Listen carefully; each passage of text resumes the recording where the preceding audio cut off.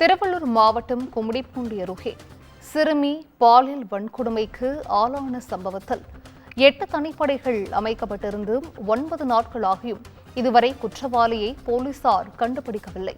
குற்றவாளியின் முகம் தெளிவாக தெரியும்படி வெளியான ஒரு புதிய சிசிடிவி காட்சிகளானது தற்போது வெளியிடப்பட்டிருக்கிறது. செல்போன் அழைப்பை வைத்து குற்றவாளியை கைது செய்வதற்காக போலீசார் தொடர் முயற்சியில் ஈடுபட்டு வருகின்றனர். கூடுதல் விவரங்களை செய்தியாளர் சகாதேவன் வழங்கிட கேட்கலாம். சகாதேவன், வணக்கம். இது குறித்தான முழு விவரங்கள்.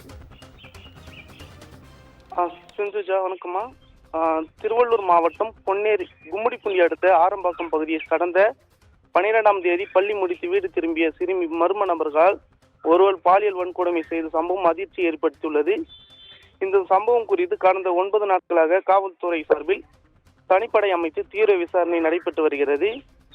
இந்த நிலையில் குற்றவாளியின் புகைப்படங்களை புதிய சிசிடிவி காட்சிகள் பதிவிட்ட திருவள்ளூர் மாவட்ட காவல்துறை பொதுமக்கள் உதவி நாடியுள்ளது. குற்றவாளி குறித்த தகவல் தெரிந்தால் 995206104948 என்ற செல்போன் எண்ணிற்கு தொடர்பு கொண்டு பொதுமக்கள் தகவலை தெரிவிக்குமாறு திருவள்ளூர் மாவட்ட காவல்துறை சமூக வலைதள பக்கத்தில் பதிவிட வேண்டுகோள் வைக்கப்பட்டுள்ளது. விவரங்களை வழங்கியமைக்கு நன்றி சகாதேவன்.